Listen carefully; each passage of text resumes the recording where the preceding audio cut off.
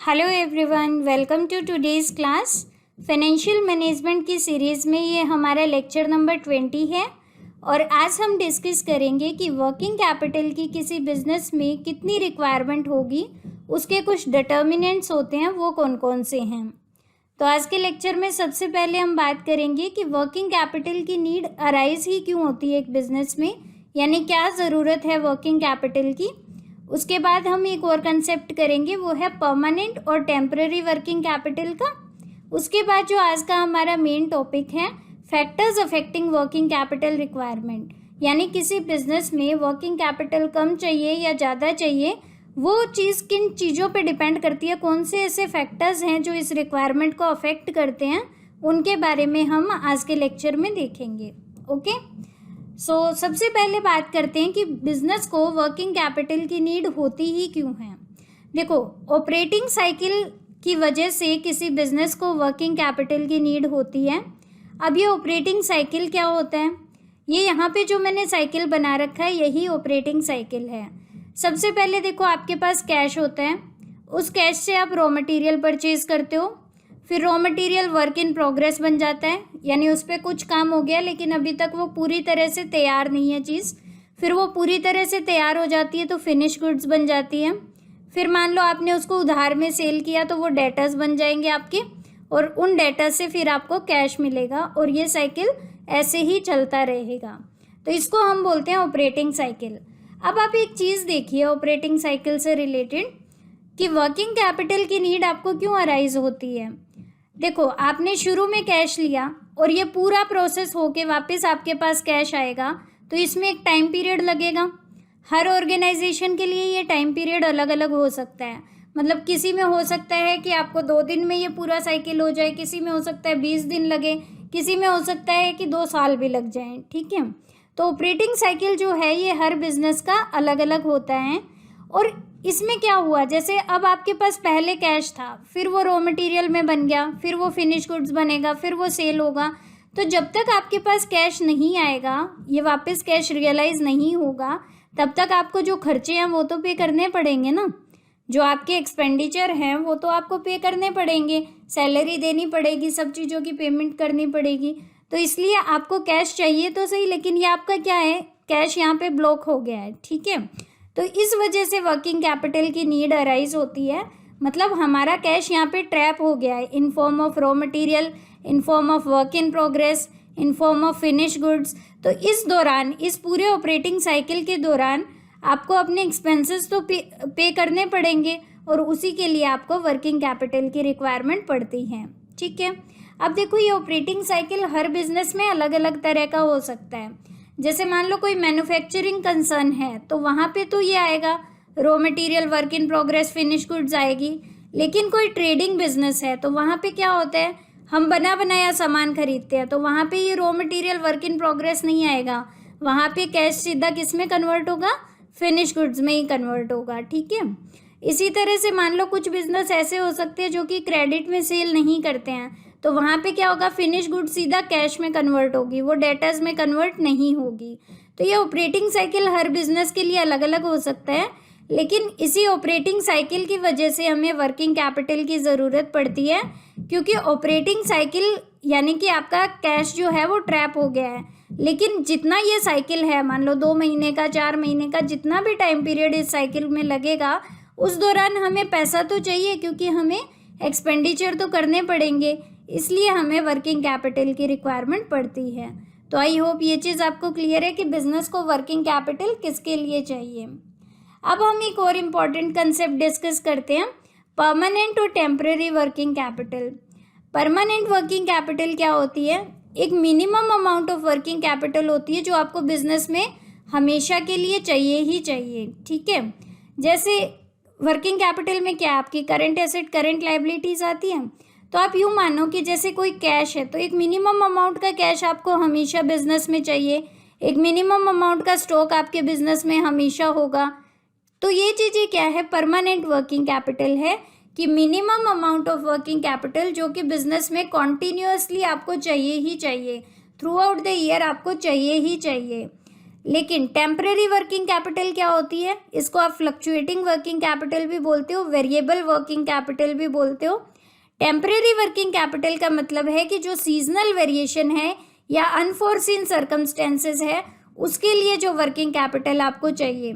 जैसे मान लो, हमने पहले भी इसको डिस्कस किया है, अगर आपका सीजन चल रहा है, ठीक है, कुछ कुछ प्रोडक्ट का कोई सीजन होता है ना, जैसे आइसक्रीम है तो गर्मियों के अंदर वो सीजन में रहेगी, तो उस टाइम पे क्या होता है, जब आपके प्रोडक्ट का सीजन चल रहा होता है तो उस टाइम पे आपकी वर्किंग कैपिटल बढ़ जाती है।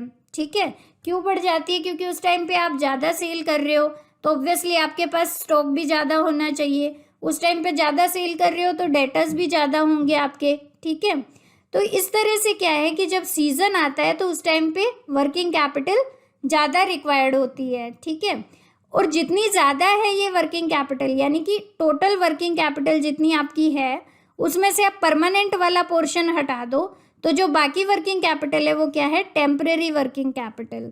यानी टेम्परेरी वर्किंग कैपिटल को आप कैसे डिफाइन करते हो, any amount over and above the permanent working capital is temporary working capital.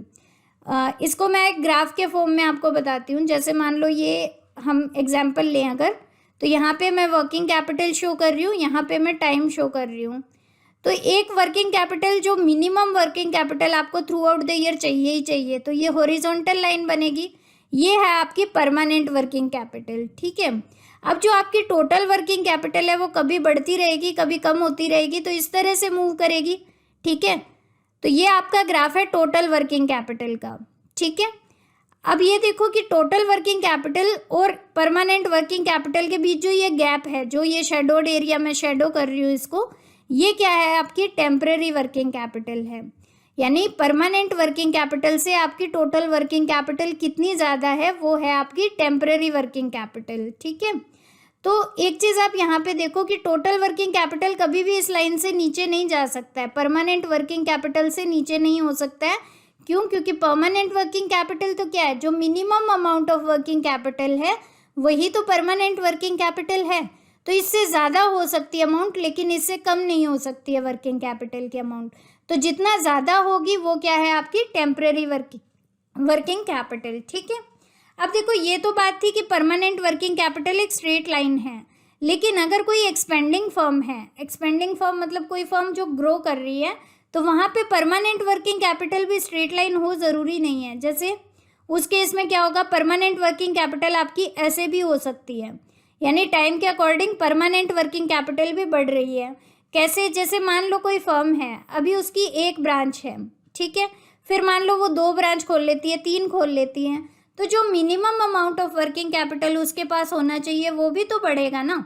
अब आपके पास मान लो आपका एक ही शॉप है, कोई भी चीज़ का एक ही आउटलेट है आपके पास, तो उसमें आपकी मिनिमम वर्किंग कैपिटल कम है। लेकिन अगर आप 2 शॉप खोलते हो, आप 3 शॉप खोलते हो, 4 आउटलेट खोलते हो, तो जैसे जैसे आप अपने बिजनेस को एक्सपेंड करोगे ये परमानेंट वर्किंग कैपिटल भी तो बढ़ेगी ना। क्योंकि अब अगर आप 4 आउटलेट कर रहे हो तो 4 के लिए तो आपको ऑब्वियसली ज़्यादा स्टॉक चाहिए।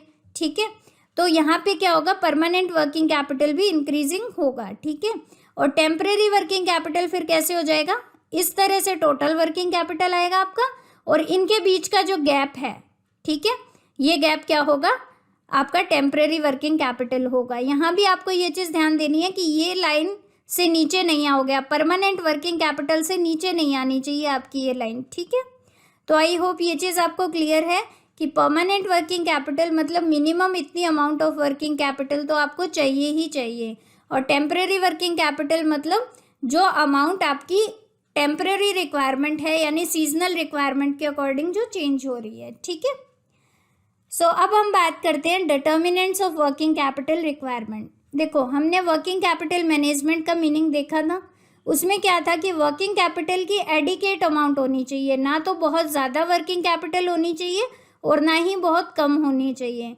यहाँ पे हमने एक कंसेप्ट किया था लिक्विडिटी और प्रॉफिटेबिलिटी का। तो अगर हम ज़्यादा वर्किंग कैपिटल रखेंगे तो वो प्रॉफिटेबिलिटी के लिए नुकसानदायक है, और अगर हम कम रखेंगे तो वो लिक्विडिटी के लिए नुकसानदायक है।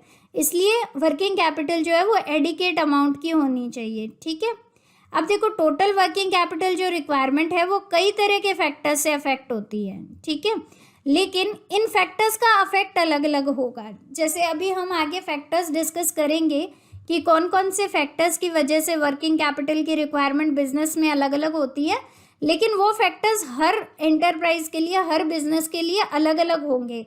किसी फैक्टर का इफेक्ट किसी बिजनेस पे ज़्यादा होगा, किसी फैक्टर का इफेक्ट किसी और बिजनेस पे ज़्यादा होगा, ठीक है। और टाइम के अकॉर्डिंग भी ये चेंज होते हैं, ये मैं आपको बताऊंगी कैसे होता है। तो फिलहाल हम क्या डिस्कस करने वाले हैं वो आप समझ लीजिए।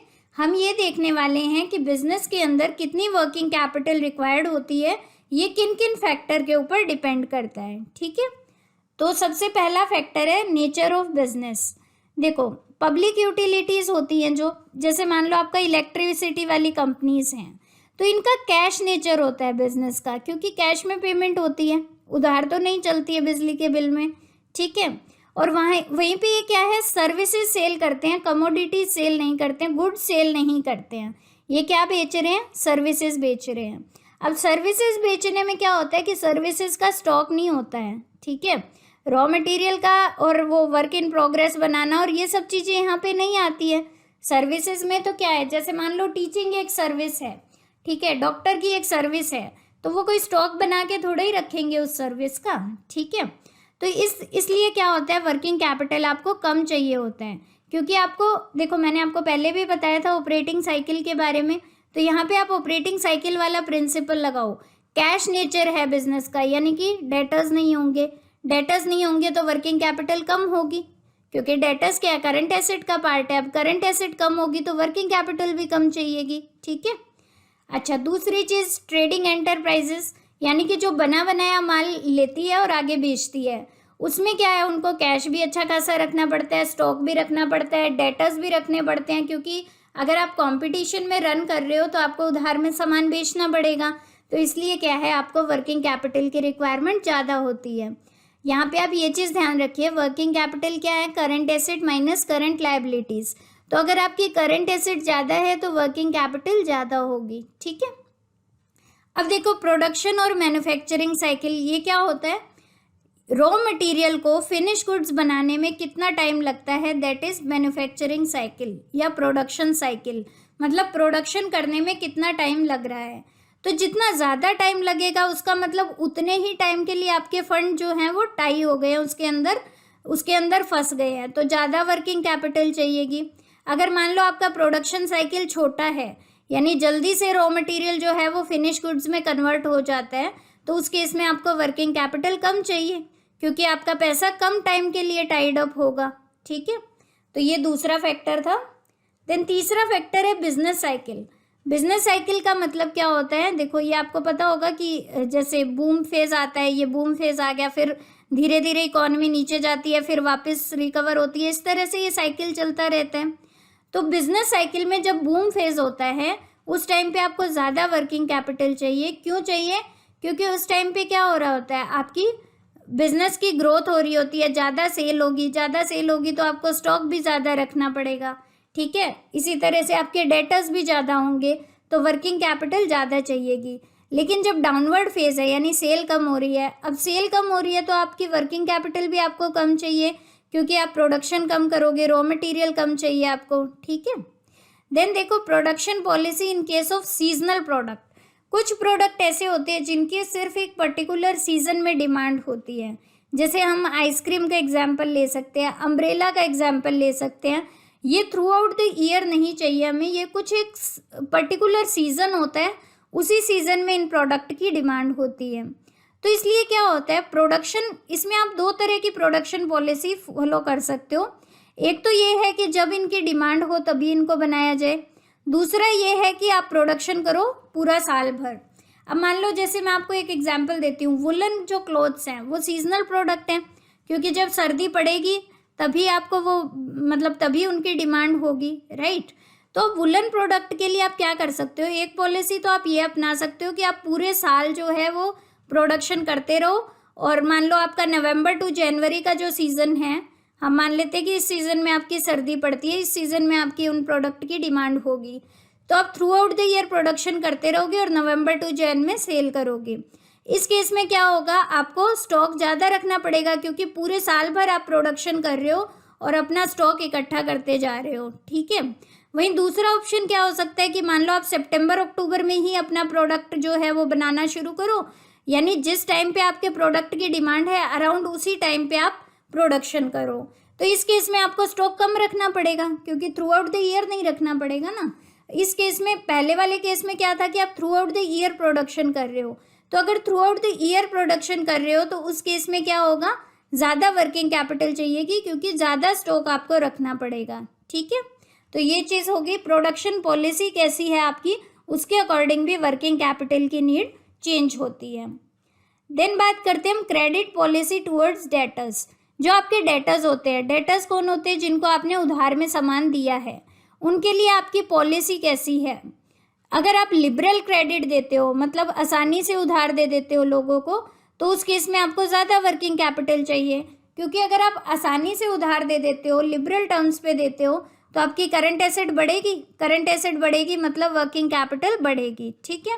वहीं अगर आप डेटर्स को टाइट क्रेडिट देते हो, यानी कि इजीली उधार नहीं देते हो, उस केस में आपकी वर्किंग कैपिटल जो है वो कम होगी, ठीक है। देन देखो आप क्रेडिट पॉलिसी टुवर्ड्स क्रेडिटर्स, मतलब क्रेडिटर्स से आपको कैसी क्रेडिट मिल रही है, ठीक है। जब आप सामान परचेज करते हो उधार में तो आपके क्रेडिटर्स हो जाते हैं वो लोग, तो आपके क्रेडिटर्स आपको कैसी क्रेडिट पॉलिसी देते हैं, ठीक है। अगर वो लिबरल क्रेडिट देते हैं तो आपको कम वर्किंग कैपिटल चाहिए, क्यों, क्योंकि लिबरल क्रेडिट दे रहे हैं, मतलब आसानी से उधार में दे रहे हैं सामान, तो आपको करंट लायबिलिटीज़ बढ़ेंगी इस केस में, क्योंकि आप उधार में सामान ज़्यादा लोगे और वर्किंग कैपिटल क्या हो जाएगी, कम हो जाएगी, ठीक है। इसी तरह से मान लो इसका अपोजिट देखें, स्ट्रिंजेंट अगर क्रेडिट टर्म्स हैं, यानी कि आपको मुश्किल से उधार में सामान मिलता है, तो उस केस में क्या आपको कैश ज़्यादा रखना पड़ेगा, तो उस केस में आपको वर्किंग कैपिटल की रिक्वायरमेंट भी ज़्यादा होगी। यानी ये चीज़ है कि क्रेडिटर्स से आपको कैसी क्रेडिट पॉलिसी मिल रही है।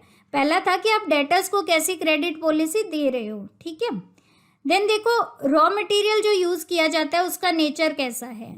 कुछ रॉ मटेरियल ऐसा होता है जो आपको सिर्फ एक पर्टिकुलर सीजन में मिलता है, जैसे मान लो आप मैंगो आइसक्रीम बनाते हो, तो जो मैंगो है वो एक पर्टिकुलर सीजन में ही आता है, गर्मियों में ही आता है आम, तो ठीक है। तो आपको क्या करना पड़ेगा, मान लो आपको थ्रू आउट द ईयर अपना प्रोडक्ट बेचना है, तो आपको क्या करना पड़ेगा, उसको स्टॉक करके रखना पड़ेगा। जिन महीनों में, जिन 3-4 महीनों में आम मिल रहा है, उन 3-4 महीनों में आम खरीद के आपको पूरे साल के लिए उसको स्टॉक करके रखना पड़ेगा, वो आपका रॉ मटेरियल स्टॉक बनता जाएगा, तो आपको ज़्यादा वर्किंग कैपिटल चाहिए।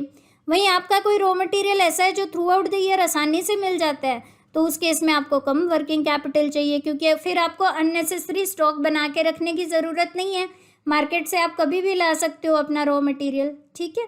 तो ये एक और फैक्टर था।